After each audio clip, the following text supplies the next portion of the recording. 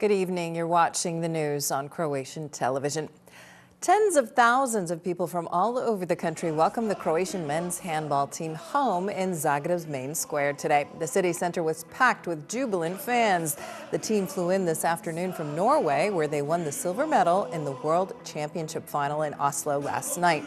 The team was met with chants, cheers, and song upon landing at Zagreb Airport. Their plane even received a special escort from Croatia's new Rafale fighter jets.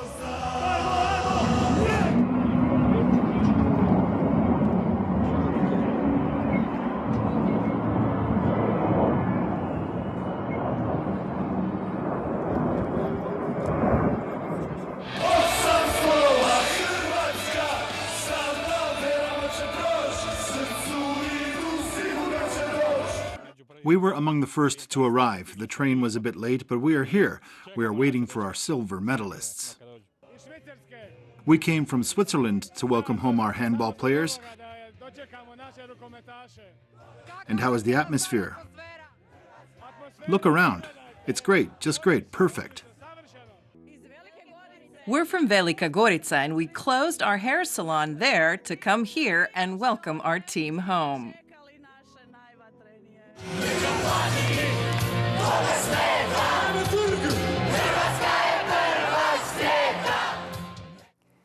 A report has been released on the findings of the investigation into the ferry accident that resulted in the death of 3 Jadrolinija crew members this summer. The men were killed after the ramp of the Lastovo ferry collapsed on top of them in Mali Lošinj. Investigators concluded that responsibility lies with the chairman of the board of directors of Jadrolinija, David Sopta, the ship's captain, Goran Jogolna, and Jadrolinija itself, the Ministry of Sea, Transport and Infrastructure said today. Minister Oleg Butković assured the families of the men who died that they did nothing wrong. Your loved ones performed their job skillfully and responsibly, but unfortunately they died because of the negligence and lack of responsibility of others. Based on the conclusions of this investigation, I have called a meeting of the Jadrolinija Assembly on February 11th, where I will demand the dismissal of the president of the board of directors, David Sopta. We have concluded that the crew of the ship did not know how the ramp works. They were not aware of the specs of the ramp's hydraulic motor. Their testimony shows that some knew that the ramp can fall if the motor is turned off, but most of them did not. It is the company's responsibility to ensure the crew knows this. They needed to know this. The head of Jadrolinija, David Sopta, released a statement today saying he did not feel responsible for the accident, but that if he could, he would do anything to change what happened on August 11th. The Seafarers Union has also reacted to the findings of the report.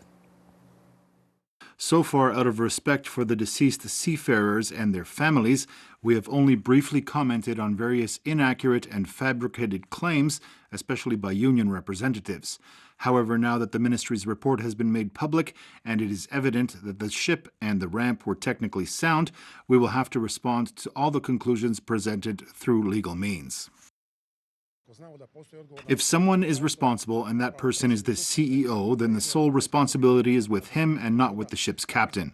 We have a lot of ships in Jadrolinija, and the captains are forced to improvise when they don't have a system that works.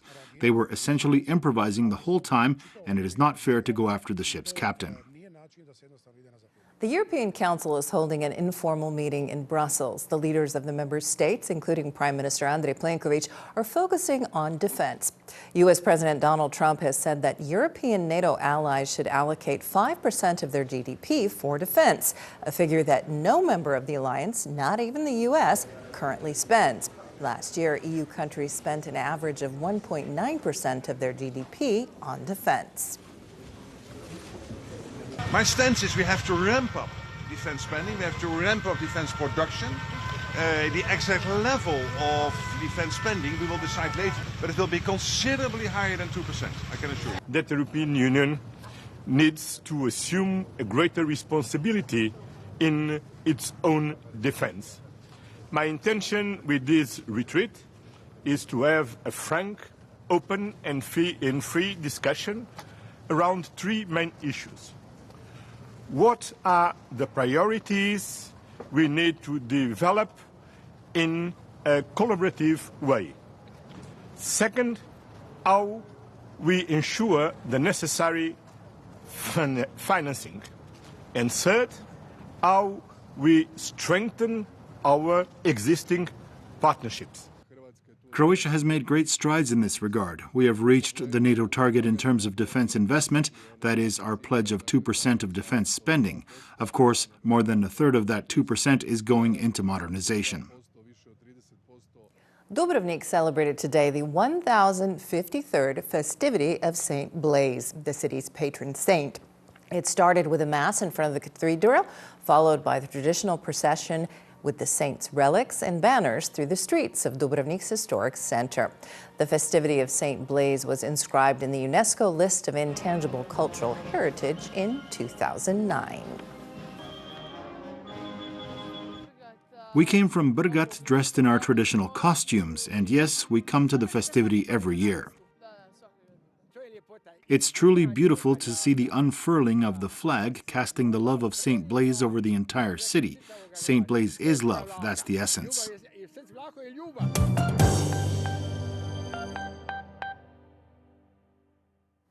In sports, the culmination of an exciting World Cup season is just around the corner at the World Championships in Zalbach.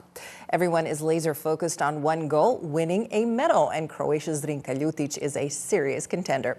The 21-year-old Zagreb native has put in some excellent performances this season, winning 3 slalom races at the World Championships, which run from February 4th to the 16th. Ljutic will compete in the slalom and giant slalom. She is among the favorites in both disciplines.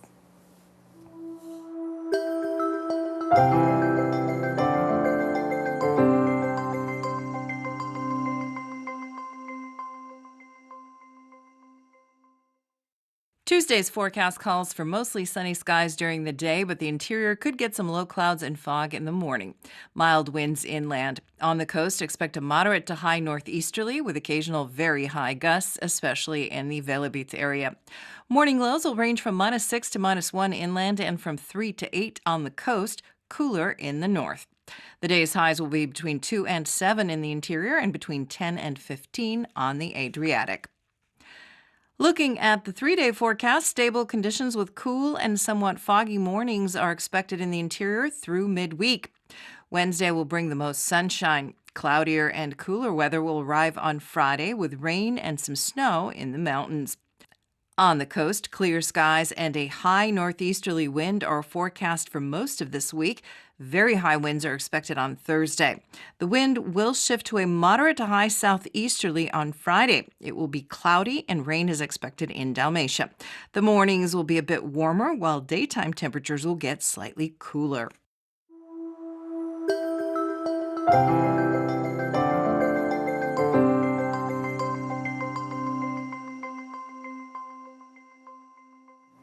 And that brings us to the end of the news. Thanks for joining us. We'll see you again tomorrow.